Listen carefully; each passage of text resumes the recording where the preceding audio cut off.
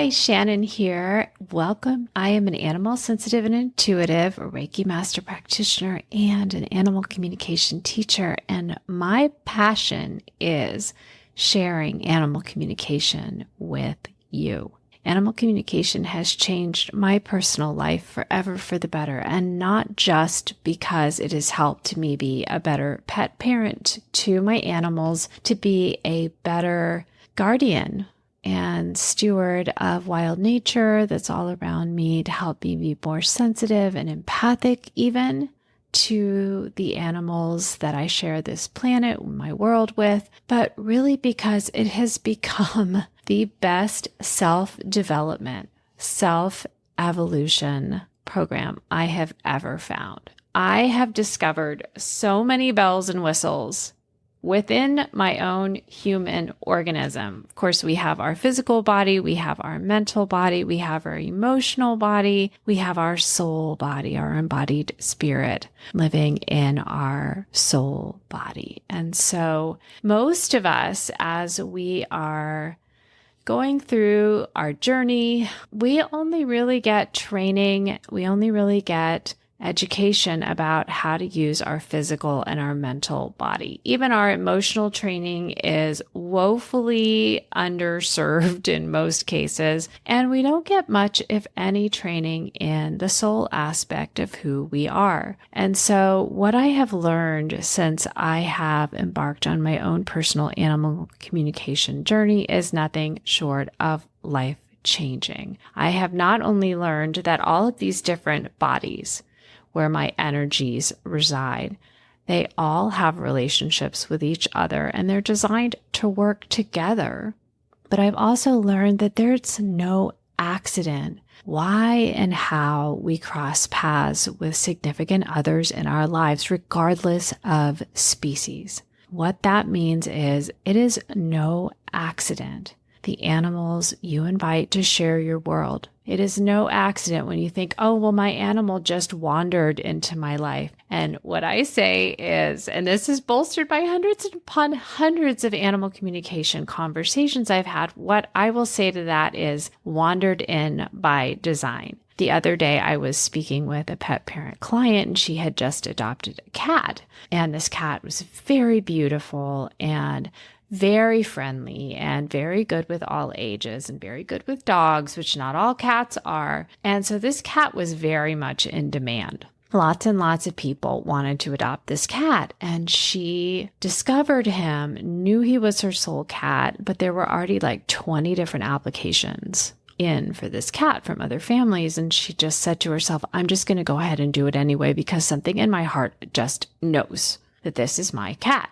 And so she went ahead and filled out an adoption form anyway, even though she was thinking, well, I'm number 21 on the list. How will I ever even have a chance to adopt this cat? Well, it turns out this cat had some special needs, and the other adoptees, the other potential adoptees, couldn't meet those needs. And she ended up being able to adopt this beautiful, beautiful cat.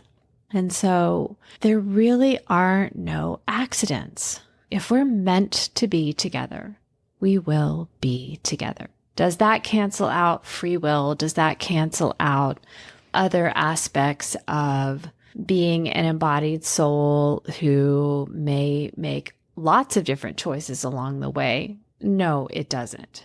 But if we truly have the heart desire to be together, we actually rehearse our meeting here in the physical plane. We rehearse it beforehand when we're in the soul state. And what I really love about the work, well, there are so many things when I say what I really love about this work that I do, but one of the things I love the most is right from the start, right when I was doing my very first animal communication sessions, I was so super curious about how animals choose people. Like, how did my petal bird choose me? How did my tortoise Malty choose me? How did our dachshund Flash Gordon? Why did he choose our family? And what the animals often show me looks a lot like a really old school job board.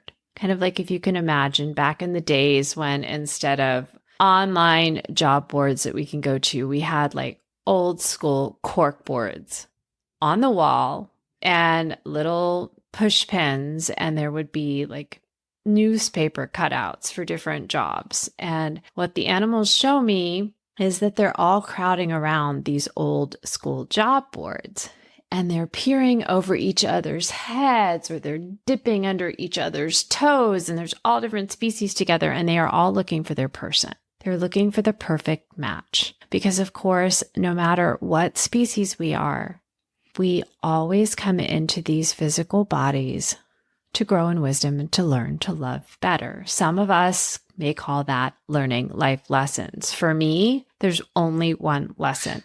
The lesson is always about unconditional love. The lesson is always about growing closer together, learning to grow in wisdom and love each other better, and love ourselves better, and love this planet better, and learn to share better. And so each animal is coming in with their own lessons that they need to learn so that they can evolve, that they can love even more. We may think, oh, animals, they already love us unconditionally. Absolutely. Of course they do. And underneath all of our limitations and all of our lessons and all of the things that have happened to us along the way, we actually do too. Our default is unconditional love. We just have some peeling away of some layers sometimes that we need to do in order to fully get there, in order to fully share the unconditional love, the unconditional loving being that we are. And so animals show me this old-fashioned job board, and they're all just peering around each other. And when an animal finds their person, the perfect match for them, the one that they know, like their background, where they are in their soul evolutionary journey, their strengths as well as their weaknesses, their opportunities as well as their obstacles. And they see a job posting seeking a cat who is a young adult, who is full of energy, who is friendly, who is scared sometimes and needs some help opening up. When that cat finds the person who is skilled at helping shy animals open up, who is confident, who has a cat-friendly home, all of these different points that we're looking to kind of match up. So we're going to have the optimal environment for the lessons that we want to learn so that we can grow in wisdom and learn to love better. When an animal finds their person, their person's application, I see them literally grab it off the wall and hold it up and yell, "I found mine, I found mine." And then they go take it over to the soul relationship, the soul contract or soul agreement coordinator, and they say, "I've found my match." Now, chances are good there isn't actually a physical job board in the light dimension, because there are no bodies, there aren't physical creations the way we experience them in the 3D. There's only particles of energy. I love what Einstein said: energy can neither be created nor destroyed. However, it can be transmuted. It can show up in so many different forms. And so in the spirit space, likely there is a light-based version of what the animals show me, but they're showing it to me in a format that is easy to share with the pet parent who's wondering, why did my animal choose me? Or what would it have been like if we hadn't found one another? What I want to share based on what all of the animals have shown to me is that this part is prearranged. What that means is you have said yes to that animal, and that animal has said yes to you in advance. And so when you meet one another, one of the ways that you recognize each other is this feeling that you have of, we're just meant to be together. Many pet parents, they talk about just knowing, or they share a story that seems so wildly improbable. And here I will stop and share a story from my own background. And it involves how my rescued box turtle, Bruce, came into our family. Now, Bruce has since rewilded himself, and that was also part of our soul contract. And that is a whole separate story. But basically what happened is that I had added my redfoot tortoise, Malty, who is now 10, to our family. Malty was really, really little. She came to me as a 5-week-old hatchling. And so I had gotten in the habit, since I was not living in a space at that time where I had an outdoor area where she could stay safely on her own without me supervising. I had gotten in the habit of taking her outside every day to walk around, stretch her legs, experience the great outdoors, get the UV light that she needed to grow in a healthy way, but also have that safety and that protection of me watching over her. Well, I had just got distracted for a moment, and Malty somehow wandered away. And I was so upset at the time because I thought to myself, she's so little. Like, she was the size of like the inner part of my palm.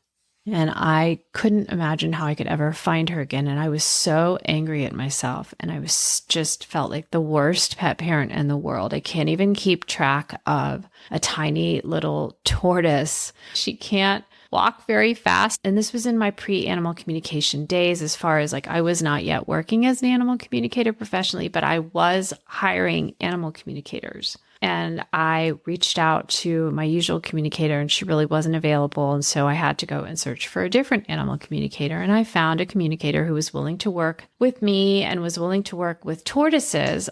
And I discovered that a lot of animal communicators really didn't feel comfortable working with any other animals other than dogs and cats. And so I really had to hunt for a communicator who believed that tortoises could communicate. And once I found a communicator that was willing to work with me, one of the first things she said to me was that Malty didn't get lost. She deliberately went off to have an adventure and to decide if she wanted to be a pet tortoise, if she wanted to live a wild life. And this was something that was so new to me. I had no idea at that time that there was anything other than a lost animal when an animal went missing. I was really just learning exponentially through this experience. And yet I couldn't stop blaming myself. I couldn't stop saying to myself, you're just a terrible pet parent. You are so careless. How could you take your eyes off of her? Now she's lost, she's in danger, et cetera, et cetera. So this experience really woke me up to the independence of each animal inhabiting a body, regardless of species. We get to choose. We have the right and the ability to choose. And Malty, it would take me 7 days to learn that what the animal communicator told me absolutely was accurate, and that there were two fundamental reasons for it, only one of which was Malty's desire to experience life as a wild tortoise and decide if she wanted to have the pet. Stay with us. We'll be right back. Hi, my name is Shannon Cutts. I'm an animal sensitive and intuitive, a Reiki master practitioner, and an animal communication teacher with animallovelanguages.com. Some of my areas of specialization include highly sensitive pets, anxious pets, pets in spirit, pet reincarnation, and an exploration of the deep soul contract bond that you share with your pet. For more information about my one-to-one private pet parent sessions for you and your pets, my Reiki and energy balancing sessions for pets, my signature animal communication adventure flagship program for students, and my ongoing animal communication adventure practice circle for students and graduates, you can visit me anytime at animallovelanguages.com. Looking forward to meeting you and your pet, and I send you all my love. The other reason began to reveal itself just only a handful of hours after I had lost track of Malty's physical location. Because my mom came over right away, because of course I was hysterical.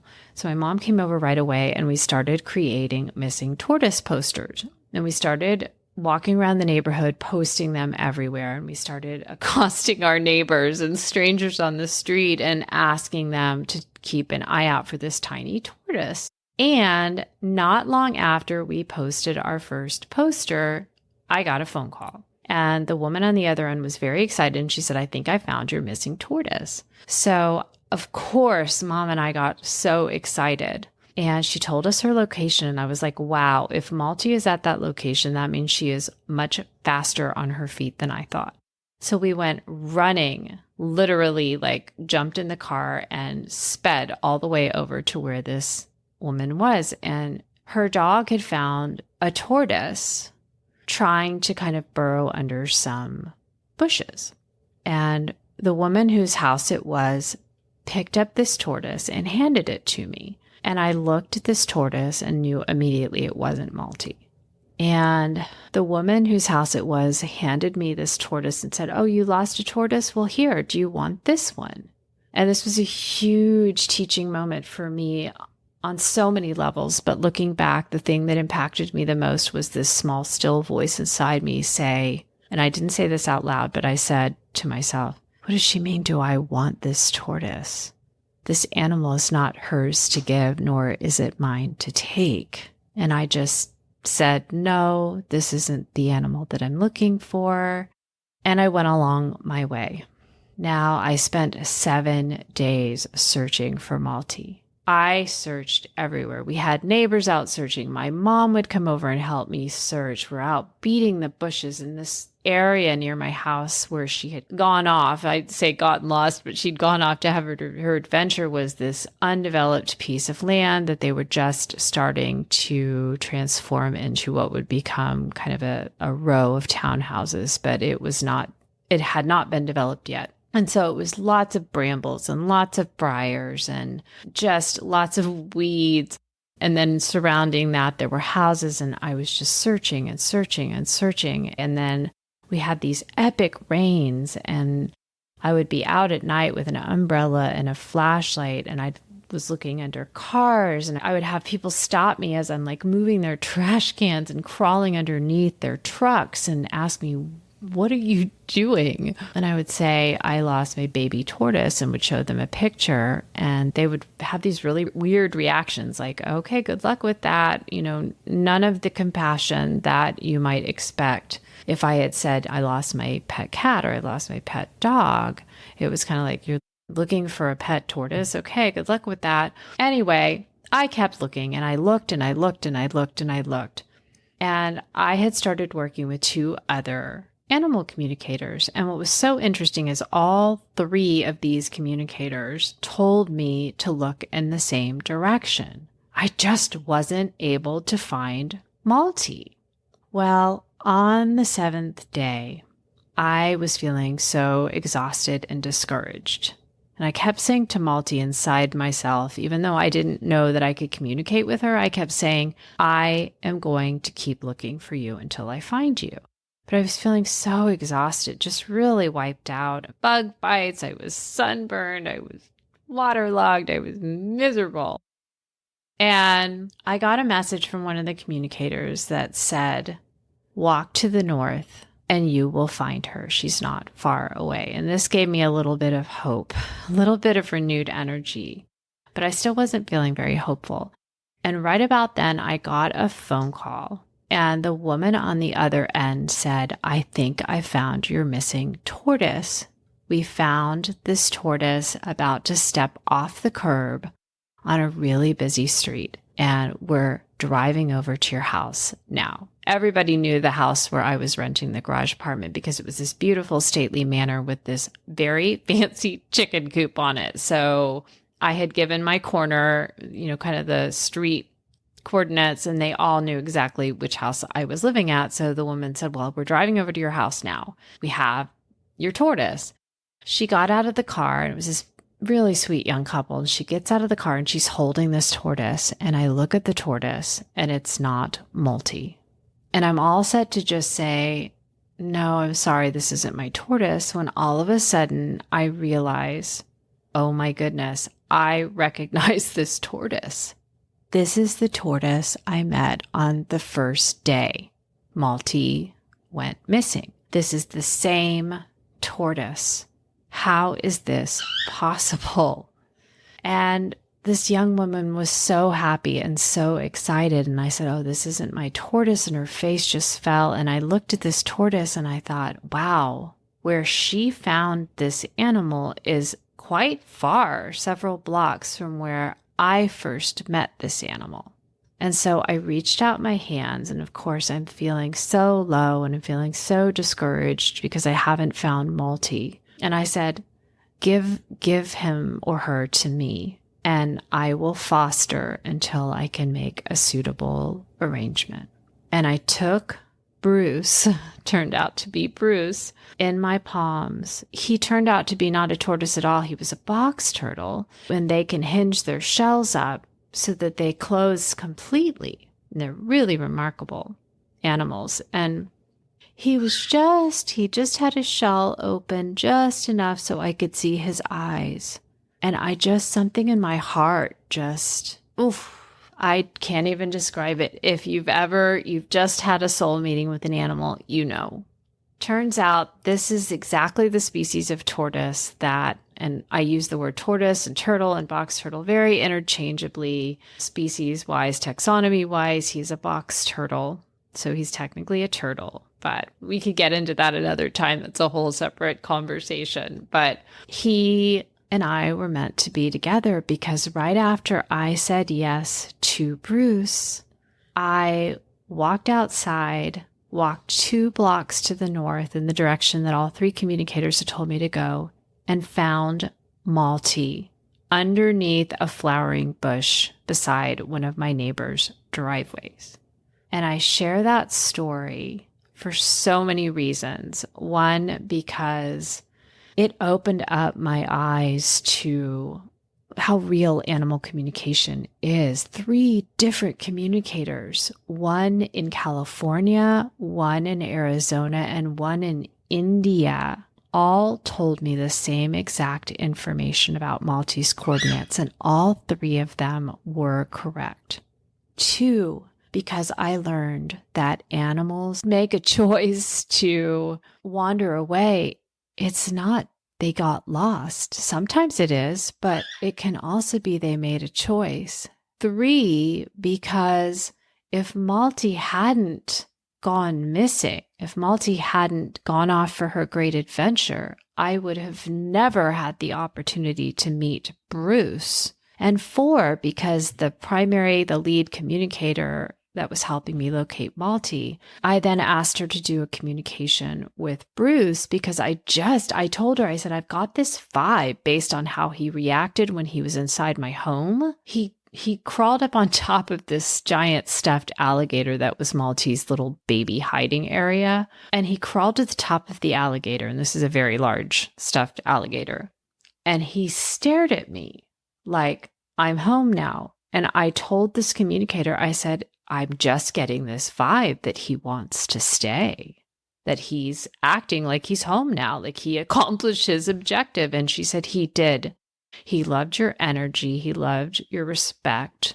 He actually had heard my inner dialogue with myself about this animal is not yours to give or mine to take. And he really loved that energy. And so he took off in the direction of your house. He could feel your energy, and he took off in the direction of your house. And that's why he was trying to cross that busy street to get to you, because the second location where he was found was much closer to me than the first location where I met him.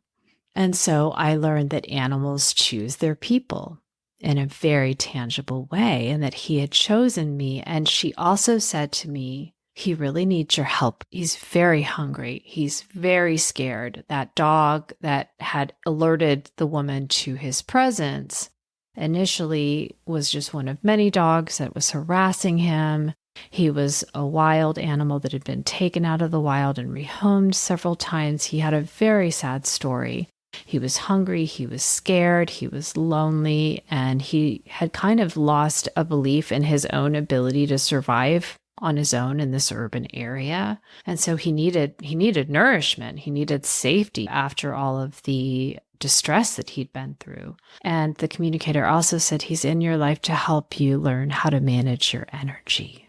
And I didn't know what that meant, but that sounded very intriguing and also very much like something I really wanted and needed in my life. And it turned out that Bruce, by opening up my eyes to so many different facets of our soul relationships, our soul contracts, our soul agreements with one another across species boundaries, if I hadn't been so open to experiencing so many different facets of Maltese big adventure, I probably wouldn't be sitting here talking to you today, and I would have missed out on the ride of a lifetime, because animal communication is awesome. It has just opened me up. Bruce taught me how to manage my energy. He taught me how to communicate with him.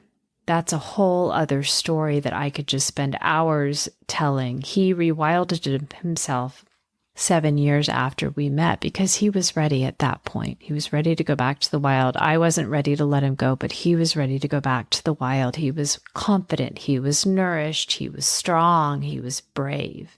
He knew who he was, and I had become an animal communicator. I was just about to step over that threshold and become an animal communicator. And if we hadn't met, if Malti hadn't taken off for her great adventure, we would never have met. And I look back now and I think she knew. She knew that part of her role and part of her place in our family was to help me cross paths with Bruce. And so there are so many nuances to what happens when an animal enters our life, even if they happen to take off for a period of time. There are so many reasons for it. And animal communication is a pathway through which we can grow in wisdom and learn to love better on so many levels by waking up to the full consciousness that we have, regardless of species. Whether we're a horse or a turtle or a tortoise or a bird or a dog or a cat or another species, we have a physical body, a mental body, an emotional body, and a soul body with full capabilities in every level. And so that is just kind of a spoiler alert, if you will, for the wonderful adventure that is animal communication, and why I believe that animal communication is the best self-evolution, soul-level self-evolution program you could ever find. So I hope you've enjoyed this episode. I would love to hear your own stories of how your soul animals found you, how your paths crossed, how you knew each other was the one. And I've got plenty more stories of my own to share with you as well. So I look forward to welcoming you back. I send you all my love, and bye for now.